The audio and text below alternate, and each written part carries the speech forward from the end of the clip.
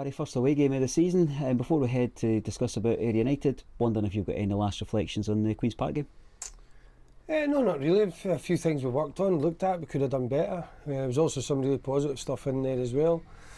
We dominated the game for large spells.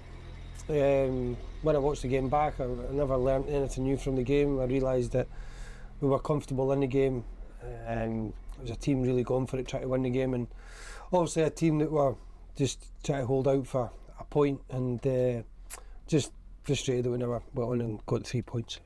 Good week's training this week. How's the kind of preparedness of the team, and how's the squad looking in terms of availability? Yeah, good. Obviously you get a few niggles here and there. We're still trying to get people like Jack Hamilton back up to speed. Louis Vaughan as well has been a bit in and out as well, so we're going to be really careful with him. And Smithy, he's on his road to recovery. We've not got him back on the training pitch yet, but with the first team, but we're hopeful he's not going to be too far away now. He started picking up his intensity and running, so we're hoping in the next 3 or 4 weeks we might actually have him on the training pitch, which is really pleasing. In terms of the supporters world, we scour everywhere for bits of news, and we pick up that there might be some funds available. Do you continue to look at trialists, people coming in, and I guess the key message is, are you anywhere closer to bringing in somebody that would make a difference? We're looking all the time, and we have to be careful as well. We're trying to manage it in the right way. There's however many weeks where we've got to be clever and bright in the loan market as well. We are looking at that. There's not been many players that came available that that would suit what we want and what we're trying to do. But we're hoping in the next few weeks that something that we really fancy, that something will come up that we think is going to be right for the team and the club.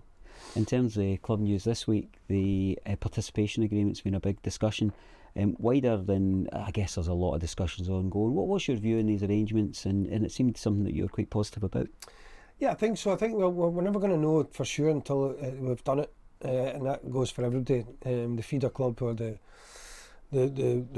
younger lower clubs, so you'll never really know until that happens. I think we're trying to get a good idea where you can get as many young players playing as possible in Scottish football, so rather than just being a benefit to our club or every club, it's a benefit to Scottish football. They're trying to find ways of improving and getting young players playing, which I'm all for, and but also being mindful that there's a lot of clubs out there where teams that want to win need to win.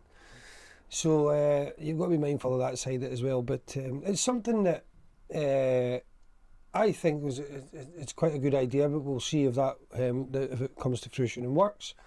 And but no, it is something that it can maybe give some clubs financially not as well over as some of the big Premier League clubs. Maybe give them some extra players, and that can improve their teams. So let's see if that can work.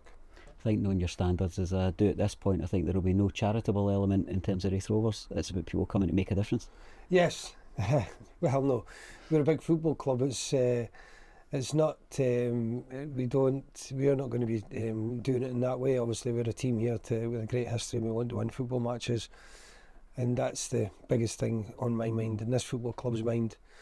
But the club have been in the loan market before many times. Finlay Pollock was a loan, which ended up very good for us. So if we can find someone who can achieve like that on the pitch for us, then yes, we're quite happy. But it needs to work for the player, it needs to work for the parent club, and it needs to work for us as a football club. So the loan market is one that we will need to use, like other clubs, but it'll have to be the right player. I was looking at the positives from last Saturday's game, and we extend our unbeaten run in league games beyond double figures.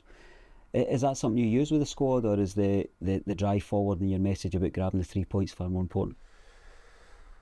Well, it's funny you said that. I suppose if you're thinking like that, is it maybe it's 12 league games or something we're unbeaten since. But that's my main focus is going on to win the next game and making sure that we perform well. It's a difficult place we're going to tomorrow. And Scott very well. I know his team's going to be difficult to beat. So my main focus is concentrating and performing and being the best we can be. As I always say, and I sound like I repeat myself, but it can become a bit boring as a football player.